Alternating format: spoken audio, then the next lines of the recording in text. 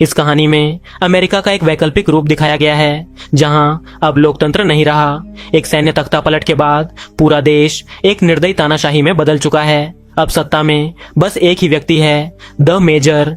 इस क्रूर शासन ने जनता को नियंत्रित करने और मनोरंजन देने के लिए एक जानलेवा प्रतियोगिता शुरू की है, द लॉन्ग वॉक। ये एक ऐसा मुकाबला है जिसमें जो आखिरी तक जिंदा बचेगा वही विजेता होगा। इनाम में उसे शोहरत, दौलत और एक इच्छा पूरी करने का मौका मिलेगा। पूरा इवेंट राष्ट्रीय टीवी पर लाइव दिखाया जाता है और बहुतों के लिए ये गरीबी से निकलने का आखिरी रास्ता होता है। हर साल सैकड़ों लोग इसमें भाग लेने के लिए नाम दर्ज कराते हैं और फिर लॉटरी के जरिए 50 लोगों को चुना जाता है। इस बार मेन राज्य से केवल एक प्रतियोगी चुना गया है, रे। उसकी माँ जिन्नी उसे कार से इस इवेंट तक छोड़ने जा रही है। कार के अंदर का माहौल बहुत भारी है। जिन्नी बार बार चाहती है कि रे अपना फैसला बदल दे, लेकिन रे साफ कहता है, माँ अब ये मेरा फैसला है। जैसे ही वे पहुंचते हैं, जिन्नी अपने बेटे को कसकर गले लगा लेती है और रो पड़ती है। फिर रे उससे दूर होता है और गेट के अंदर चला जाता है, जहां उसकी मुलाकात पीटर से होती है, एक हंसमुख और दोस्ताना लड़का। धीरे धीरे बाकी प्रतिभागी भी वहां आ जाते हैं और सबके बीच थोड़ी बातचीत और हंसी मजाक शुरू हो जाता है। वहीं कर्ली नाम का एक लड़का बार बार इधर उधर टहलता रहता है। वो बहुत नर्वस लगता है और बाकी लोग नोटिस करते हैं कि वो शायद बहुत छोटा है। कर्ली कहता है कि वो 18 साल का है, पर किसी को यकीन नहीं होता। तभी वहां द मेजर खुद आता है। वो हर प्रतिभागी को एक धातु की टैग देता है जिस पर उनका नंबर लिखा होता है। फिर वो बोलता है, अब तुम सब लड़के नहीं रहे, तुम आदमी बन गए हो। इसके बाद वो भाषण देता है। वो कहता है कि लॉन्ग वॉक देश को मेहनत की असली कीमत सिखाने के लिए शुरू किया गया था। युद्ध के बाद देश की हालत खराब है, लेकिन ये प्रतियोगिता हर साल उत्पादन और काम की भावना को बढ़ाती है। उसकी नजर में देश की असली समस्या आलस है। फिर सभी को स्पीड मापने वाले ब्रेसलेट पहनाए जाते हैं और नियम समझाए जाते हैं। सभी को तब तक चलते रहना है जब तक सिर्फ एक व्यक्ति न बच जाए। कोई फिनिश लाइन नहीं है। हर किसी को कम से कम 3 मील प्रति घंटा की गति रखनी होगी। अगर कोई इस स्पीड से नीचे गया तो चेतावनी मिलेगी। 10 सेकंड के अंदर सुधार न किया तो दूसरी चेतावनी। तीसरी चेतावनी पर गोली मार दी जाएगी और अगर कोई सड़क से उतर गया तो बिना चेतावनी के वहीं मार दिया जाएगा। द मेजर सबको जयकारा लगाने के लिए कहता है और फिर आसमान में गोली चलाकर प्रतियोगिता की शुरुआत करता है। लड़के चलना शुरू करते हैं। उनके पीछे पीछे फौजी ट्रक चलते हैं जो सब कुछ रिकॉर्ड कर रहे हैं। आसपास का इलाका वीरान है क्योंकि दर्शकों को सिर्फ आखिरी हिस्से में आने की अनुमति होती है। शुरुआत में सिर्फ वही लोग देखते हैं जो सड़क के किनारे रहते हैं। एक पुलिस वाला सलाम करता है, पर गैरी नाराज होकर उसे बीच की उंगली दिखा देता है और थूक देता है। शुरुआत में सब गंभीर हैं, पर 5 मील पार करते ही लड़के बातें करने लगते हैं। स्टीवन थोड़ा धीमा होता है और तुरंत उसे चेतावनी मिलती है। वो फौरन अपनी रफ्तार ठीक कर लेता है। कुछ लड़के सोचते हैं शायद वो जानबूझकर ऐसा कर रहा था ताकि सिस्टम को परखे। थोड़ी देर बाद गैरी रुक जाता है क्योंकि उसके जूते में पत्थर चला गया है। सैनिक उसे चेतावनी देते हैं। तीसरी चेतावनी मिलते ही गोली चलाने की तैयारी होती है, पर गैरी समय रहते जूता पहनकर फिर चलना शुरू कर देता है। बाकी उसे मूर्ख कहते हैं, लेकिन गैरी कहता है थोड़ा आराम मिल गया। 7वें मील पर सब इनाम के बारे में बातें करने लगते हैं। आर्थर कहता है, मैं सिर्फ पैसों के लिए यहाँ हूँ। रे जवाब देता है, पैसों से भी ज्यादा जरूरी चीजें हैं। बाकी उसे शक भरी नजरों से देखते हैं तो रे कहता है, सरकार हमसे कहती है कि हम अपनी मर्जी से यहाँ आए हैं, लेकिन सच्चाई ये है कि उन्होंने हमें इतना गरीब और मजबूर बना दिया कि हमारे पास कोई और रास्ता ही नहीं बचा। कुछ लड़के उसे कैमरे पर सरकार के खिलाफ बोलने से रोकते हैं, लेकिन पीटर उसकी बात से सहमत होता है। अगर मैं जीता तो पैसे से लोगों की मदद करूंगा। फिर वो सिगरेट जलाता है। हैंक उसे चेतावनी देता है कि ये ठीक नहीं, पर आर्थर एक कश मांगता है। माहौल हल्का ही था कि तभी रिचर्ड आता है। वो सबके नाम और नंबर लिख रहा होता है। उसका सपना है लॉन्ग वॉक पर किताब लिखना, जिससे वो मशहूर हो जाएगा। पीटर हंसकर कहता है, अगर तू जीतेगा तो वैसे ही मशहूर हो जाएगा। थोड़ी देर बाद कर्ली दर्द से चीख पड़ता है। उसकी टांग में जबरदस्त ऐंठन हो गई है। वो धीमा पड़ जाता है और सैनिक उसे चेतावनी देते हैं। रे और पीटर उसे सहारा देकर चलते रहने में मदद करते हैं। कुछ देर वो कोशिश करता है, पर दर्द बहुत ज्यादा है। वो जमीन पर गिर जाता है। तीसरी चेतावनी मिलते ही एक गोली चलती है और कर्ली वहीं ढेर हो जाता है। उस सदमे से रे का ध्यान भटक जाता है। वो धीमा पड़ता है और उसे भी चेतावनी मिलती है। पीटर उसे पकड़कर आगे खींचता है। कुछ देर बाद द मेजर खुद आता है और कर्ली की बहादुरी पर भाषण देता है। हमारे साथी ने बलिदान दिया है, उसे याद रखा जाएगा। रे एक सैनिक से अपनी कैंटीन भरने के लिए कहता है और अनजाने में उस सैनिक की राइफल को छूता है। जैसे अंधविश्वास में लोग लकड़ी पर नॉक करते हैं, वैसे ही मानो वो मौत से खुद को बचाने की कोशिश कर रहा हो। जब पीटर को पेशाब करनी होती है तो वो बस सड़क के बीच में ही कर देता है। 17 मील तक पहुंचते पहुंचते उन्हें सड़क के किनारे एक लड़की दिखती है जो एक साइन पकड़े राय के लिए चीयर कर रही होती है। बाकी लड़के मजाक उड़ाते हैं कि राय की तो फैन भी आ गई, भले ही वो लड़की बहुत छोटी हो। अचानक एक लड़के को दौरा पड़ता है और वो सड़क पर गिर जाता है। सिपाही तुरंत चेतावनी देते हैं, जबकि गैरी उसके ऊपर से कूदकर उसका मजाक उड़ाता है कि वो अपनी बीमारी छिपा रहा था। कुछ ही पलों में सिपाही उस बीमार लड़के को गोली मार देते हैं। गैरी कहता है कि सबको खुश होना चाहिए, अब एक प्रतियोगी कम हो गया। 25वें मील पर गैरी एक लड़के रैंक को तंग करने लगता है। पहले रैंक उसे अनदेखा करने की कोशिश करता है, लेकिन जब गैरी उसकी माँ का मजाक उड़ाता है तो रैंक गुस्से में आकर उसे मुक्का मारने की कोशिश करता है। गैरी आसानी से बच जाता है और रैंक जोर से गिरता है। वो वक्त पर नहीं उठ पाता और सिपाही उसे भी गोली मार देते हैं। बाकी लड़के गैरी पर चिल्लाने लगते हैं और कहते हैं कि वो भी जल्द ही मरेगा। थोड़ी देर बाद एक लड़के को चलते चलते पोटी करनी पड़ती है। वो पैंट नीचे करके कोशिश करता है कि चलता रहे, लेकिन उसकी रफ्तार धीमी हो जाती है। सिपाही उसे भी गोली मार देते हैं। 35वें मील पर मेजर फिर आता है और लड़कों को पहले दिन के खत्म होने पर बधाई देता है। वो बड़ी बड़ी बातें करता है, जैसे ये कोई महान काम हो। राय थकान से झपकी लेने लगता है और अपनी माँ का सपना देखता है। जब वो धीमा पड़ता है तो सिपाही उसे चेतावनी देते हैं। पीटर उसे झटका देकर उठाता है। चलते चलते लड़के अपने परिवारों की बातें करते हैं, लेकिन राय फिर से धीमा पड़ जाता है। दूसरी चेतावनी, वो रफ्तार बढ़ाता है, लेकिन कुछ ही कदम बाद लड़खड़ा जाता है। तीसरी चेतावनी, अब उसे अगले 3 घंटे बिना गलती के चलना होगा ताकि उसकी चेतावनियां मिट सकें।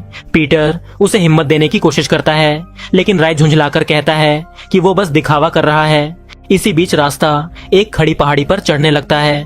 सबकी टांगें जवाब देने लगती हैं।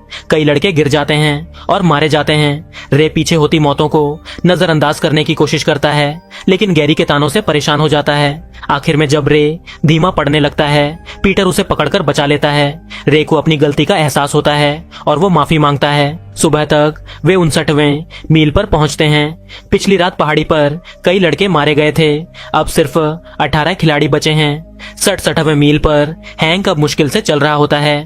पीटर उसका हाल पूछता है तो हैंक गुस्से में उसे डांट देता है। उधर रिचर्ड का टखना मुड़ चुका है और वो अब बहुत धीमा हो गया है। सिपाही उसे चेतावनी देते हैं। रे उसे समझाने की कोशिश करता है, लेकिन रिचर्ड थक कर गिर पड़ता है। एक सिपाही बच्चों के सामने ही उसके सिर में गोली मार देता है। 100वें मील पर मेजर फिर आता है और उन्हें बधाई देता है। उसी समय एक लड़का मौका पाकर पास की बिल्डिंग में भागने की कोशिश करता है, लेकिन सिपाही तुरंत उसे भी गोली मार देते हैं। 130वें मील पर लड़के बात करने लगते हैं कि अगर वो जीत गए तो क्या मांगेंगे। पीटर कहता है, मैं तो चाहता हूँ 2 लोग जीतें। रे कहता है, मैं तो पूरा सिस्टम बदलना चाहता हूँ। बाकी समझाते हैं कि ऐसा मांगना मुमकिन नहीं है। गुस्से में सब मेजर और इस प्रतियोगिता को कोसने लगते हैं। शाम को बारिश शुरू होती है। रे को नींद आने लगती है तो पीटर उसका सहारा बनकर उसे चलाता है। सुबह तक वो 144वें मील पर पहुंचते हैं। आर्थर को टॉयलेट करनी होती है, लेकिन सिपाही उसे चेतावनी देते हैं, इसलिए उसे आधा काम छोड़कर ही चलना पड़ता है। थकान भुलाने के लिए लड़के बातें करने लगते हैं। रे पीटर को अपने पिता के बारे में बताता है, जिसे वो हीरो मानता था। उसके पिता गैरकानूनी विषयों जैसे फिलॉसफी की पढ़ाई करवाते थे, इसलिए सरकार ने उन्हें देशद्रोही मान लिया। मेजर खुद आया और उन्हें झुकने को कहा, लेकिन रे के पिता ने इनकार कर दिया और वहीं गोली मार दी गई। रे बताता है कि वो द लॉन्ग वॉक में इसलिए आया है ताकि जीते तो बंदूक मांगे और मेजर को मार दे। वो कहता है कि सड़क किनारे जो लोग उनकी तकलीफ देखकर खुश हो रहे हैं, वो सब भी दोषी हैं। पीटर कहता है कि वो भी सिस्टम के शिकार हैं, उन्हें ऐसा सोचने पर मजबूर किया गया है। 170वें मील पर किसी में बात करने की ताकत नहीं बचती। एक लड़का जिसके पैर से खून बह रहा होता है मदद की भीख मांगता है और टैंक पर चढ़ने की कोशिश करता है। सिपाही उसे नीचे धकेल देते हैं और टैंक उसके पैरों पर चल जाता है। वो दर्द से चिल्लाता रहता है, लेकिन सिपाही फिर भी चेतावनी देते हैं और अंत में उसके सिर में गोली मार देते हैं। ये दृश्य देखकर एक और लड़का पागल हो जाता है। वो अपने कपड़े उतारकर सड़क से भागने लगता है और उसे भी गोली मार दी जाती है। हंक देखता है कि उसका एक दांत गिर गया है। शाम तक वे 201वें मील पर पहुंचते हैं। हैंक अब लगभग गिरने ही वाला होता है। रे उसे संभालने की कोशिश करता है, लेकिन हैंक अब हार चुका है। वो मुड़कर सिपाहियों की ट्रक की तरफ बढ़ता है और वहीं गोली खा लेता है। आर्थर अपने दोस्त को पकड़ने भागता है, लेकिन उसे चेतावनी मिल जाती है। रे उसे खींचकर दूर करता है ताकि वो बच जाए। अगली सुबह वे 209वें मील पर पहुंचते हैं। अब सिर्फ 6 लड़के बचे हैं। वे याद करते हैं कि हंक की एक बीवी थी और तय करते हैं कि जो भी जीतेगा वो अपनी इनामी राशि का कुछ हिस्सा उसे देगा। उनकी बातचीत में गैरी शामिल नहीं होता और धीरे धीरे उसे अकेलापन महसूस होने लगता है। वो रे के पास आता है और कबूल करता है कि रैंक की मौत उसे अब तक सताती है। उसने कभी नहीं चाहा था कि वो मरे। गैरी माफी मांगता है, लेकिन साथ ही कहता है कि वो उसकी गलती नहीं थी। वो वादा करता है कि वो भी हंक की बीवी को कुछ पैसे देगा। बाकी लड़के उसकी बात सुनकर उसे फिर से अपने साथियों में शामिल कर लेते हैं। चलते चलते गैरी अपराध बोध से पागल होने लगता है। वो लगातार अपने गुस्से और ग्लानि में बड़बड़ाता रहता है। अचानक वो सब पर चिल्लाता है, आगे बढ़ जाता है और फिर एक चम्मच से खुद को मार लेता है। फिर भी सिपाही उसे चेतावनी देते हैं और हमेशा की तरह उसके सिर में गोली मार देते हैं। 260वें मील पर लड़के माहौल हल्का रखने के लिए गाने गाने लगते हैं। 5वें दिन जब वो 278वें मील पर पहुंचते हैं तो रास्ता रे के अपने गृहनगर की तरफ मुड़ता है। कोली मजाक में कहता है कि रे तो किस्मत वाला है, अपनी माँ को देख पाएगा। लेकिन रे कहता है, किस्मत नहीं, सज्जा है ये, मुझे फिर से उन्हें छोड़कर जाना पड़ेगा। 286वें मील पर जब वो शहर पार कर रहे होते हैं रे के जूते फट जाते हैं। अर्थार्थ कहता है कि असंतुलन से चलना और मुश्किल होगा। रे दोनों जूते उतार देता है। उसके पैर पूरी तरह खून से सने हुए होते हैं। तभी रे अपनी माँ जिन्नी को देखता है। वो खुद को रोक नहीं पाता और उसे गले लगाने के लिए दौड़ पड़ता है। जिनी पीछे हट जाती है और रोते हुए उसे सड़क पर बने रहने को कहती है। पीटर उसे खींचकर रोक लेता है, वरना सिपाही गोली चला देते। रे अपनी माँ की तरफ चिल्लाकर कहता है, माफ करना माँ। वो समझ जाता है कि वो अपने पिता से अलग नहीं है। आगे बढ़ते हुए पीटर अपनी कहानी बताता है। वो कहता है कि उसके माता पिता युद्ध में मारे गए थे। फिर उसे एक चाचा के पास भेजा गया जो उसे रोज पीटता था जब तक कि उसकी मौत नहीं हो गई। उसके बाद पीटर को सड़कों पर चोरी और झगड़ों से जिंदा रहना पड़ा। एक दिन झगड़े में उसके चेहरे पर चाकू चल गया और वो अस्पताल पहुंचा। उसी दिन उसने कसम खाई कि चाहे अंधेरा कितना भी गहरा हो वो हमेशा रोशनी तलाशेगा। अगर वो जीता तो इनाम के पैसे से वो अनाथ बच्चों की मदद करेगा। 306वें मील पर स्टेबिन्स कहता है कि अब उन्हें एक दूसरे की मदद बंद करनी चाहिए, वरना ये कभी खत्म नहीं होगा। सब मन मारकर सहमत हो जाते हैं, भले ही दिल टूट जाए। आर्थर की नाक से खून बहने लगता है, लेकिन बाकी सबको दिखाना पड़ता है कि उन्हें फर्क नहीं पड़ता। तभी की पागल हो जाता है। वो आगे दौड़कर एक सिपाही की बंदूक छीन लेता है और उसे गोली मार देता है। बाकी लड़के डर से जड़ हो जाते हैं और सिपाही पलटकर की को गोली मार देते हैं। की आखिरी सांस में खुद को खत्म कर देता है ताकि वो भी उनका खेल न बने। 324वें मील पर आर्थर की नाक से खून और तेजी से बहने लगता है। पीटर और रे अब वादा तोड़कर उसे सहारा देते हैं। आर्थर जानता है कि उसका अंत करीब है। वो अपने दोस्तों से कहता है, अगर तुम जीत गए तो मेरी दादी को ये लॉकेट दे देना। वो उनसे ये भी कहता है कि जब वो रुके तो पीछे मुड़कर मत देखना। आर्थर धीरे धीरे ट्रक की तरफ बढ़ता है और सिपाही उसे गोली मार देते हैं। 326वें मील पर नाइट भी गिर जाता है। अब सिर्फ 3 लड़के बचे हैं। वो पुल पार करते हैं जबकि मेजर माइक पर उनसे बात करता रहता है। रे तंग आकर उसे गालियां देने लगता है, लेकिन मेजर हंसता है और कहता है, विजेता बनने के लिए यही हथियारी प्रवृत्ति चाहिए। स्टेबिन्स मौका पाकर बताता है कि वो मेजर के कई नाजायज बेटों में से एक है। वो कहता है कि अगर वो जीत गया तो अपने पिता के घर में रहना चाहता है, लेकिन अब उसे महसूस हो रहा है कि उसके शरीर के अंदरूनी अंग जवाब दे रहे हैं। वो बस अंत चाहता है। वो मुस्कुराकर कहता है, तुम दोनों के साथ चलना सम्मान की बात थी। मैं खुश हूँ कि जीत पीटर या रे की होगी। वो रुक जाता है और सिपाही बिना झिझक उसे भी गोली मार देते हैं। मेजर को परवाह तक नहीं होती। थोड़ी देर बाद बारिश शुरू हो जाती है। रे स्वीकार करता है कि पहले उसे मौत से डर लगता था, लेकिन अब नहीं, क्योंकि अब उसे समझ आ गया है कि ये पल ही असली मायने रखता है। 331वें मील पर दोनों एक शहर में पहुंचते हैं जहां हजारों लोग उनका उत्साह वर्धन कर रहे होते हैं। पीटर रुक जाता है और कहता है, मैं हार मानता हूँ, रे को जीतने दो ताकि वो अपनी माँ के पास जा सके। लेकिन रे मना कर देता है और कहता है, नहीं, हमें साथ चलना है। पीटर आगे बढ़ जाता है बिना जाने कि रे पीछे रुक चुका है। सिपाही गोली चलाते हैं। रे गिर जाता है। पीटर पलटकर उसके पास आने की कोशिश करता है, लेकिन अब वही विजेता है। सिपाही उसे खींचकर अलग कर देते हैं। रे आखिरी सांस में कहता है, पीटर, मैं तुमसे प्यार करता हूँ। फिर अपनी माँ से माफी मांगते हुए मेजर उसकी अंतिम गोली चलाता है। भीड़ तालियां बजाने लगती है। आसमान में आतिशबाजी छूटती है। पीटर टूट जाता है। जमीन पर गिरकर फूट फूट कर रोने लगता है। मेजर उसके पास आता है और कहता है, बधाई हो विजेता, बताओ तुम्हारी इच्छा क्या है। पीटर आंसू पोंछकर कहता है, मुझे एक सैनिक की बंदूक चाहिए ताकि मैं उसे अपने बच्चों को दे सकूं, जीत की निशानी के तौर पर। सिपाही थोड़ा झिझकते हैं, लेकिन मेजर कहता है, दे दो, ये अच्छा आदमी है।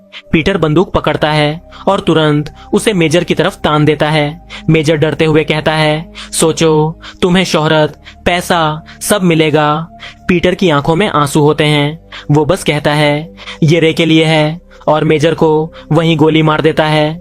फिर बंदूक नीचे रख देता है और चुपचाप सड़क पर चलता चला जाता है, अकेला लेकिन आजाद। और इसी के साथ ये कहानी यहीं पर खत्म हो जाती है। तो दोस्तों, उम्मीद करता हूँ कि आपको ये एक्सप्लेनेशन पसंद आई होगी। अगर आपको पसंद आई तो इस वीडियो को लाइक, शेयर और चैनल को सब्सक्राइब कर दीजिए। और इसी तरह की वीडियो देखने के लिए स्क्रीन पर आ रही वीडियोस या फिर डिस्क्रिप्शन में दिए गए लिंक को चेक कीजिए। मिलते हैं अगली वीडियो में, तब तक के लिए बाय।